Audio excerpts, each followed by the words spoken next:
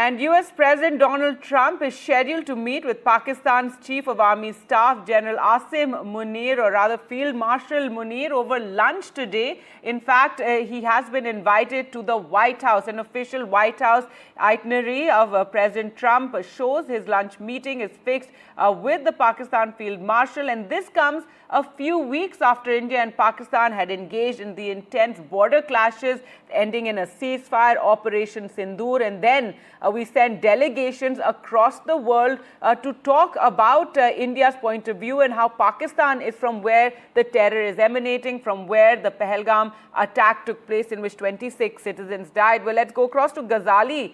And now for more in Ghazali, just coming weeks after that, and after India trying to put forth its point of view and how we are a victim of terror from Pakistan, now you have Asim Munir. We've been covering how he is in the United States, and today he's been invited for lunch at the White House. See, two things, Gargi. This is not unusual for an army chief to be invited to meet US president. It has happened in the past. But very significant from 2 points of view. Due to the developing situation in the Middle East, Pakistan is certainly an interesting and important partner for the United States when it comes to controlling Iran, Afghanistan, and other such states in our region, in Southeast Asia region. Pakistan perfectly serves US interest in the region, and that is perhaps why he has been invited for a meet with United States President Mr. Donald Trump. But obviously, in the wake of Operation Sindoor, it is very significant to note and observe what could be the elements of communication when a readout is issued from White House. We'll have to see that whether Donald Trump, who has been claiming that he was the one who brokered peace between India and Pakistan by luring them over trade, will speak anything about how Pakistan is responsible for fomenting terror on Indian soil and how it keeps backing those terrorists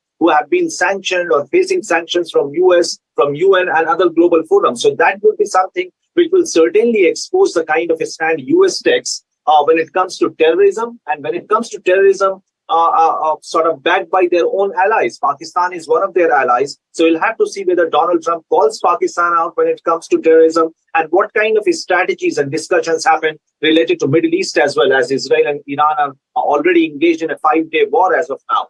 So we'll have to see, because Pakistan, on one hand, interestingly, the Pakistan Prime Minister was very concerned because Iran was engaged, is engaged in war with Israel, and he claimed that all Muslim nations should come together. And most of these Muslim nations, which Pakistan claims to be, which Pakistan appealed to come together against Israel, are already US allies. So these issues will certainly be discussed. But from India's point of view, we'll have to see whether US calls out Pakistan over terrorism or not, because FATF recently called out the Pahalgam attack, saying that how certain nations are backing or must have funded the terrorists who had carried out the Pahalgam attack. So whether Operation Sindoor, whether Pahalgam terror attack and terror funding in Pakistan is called out by US president or not, that would be interesting to see.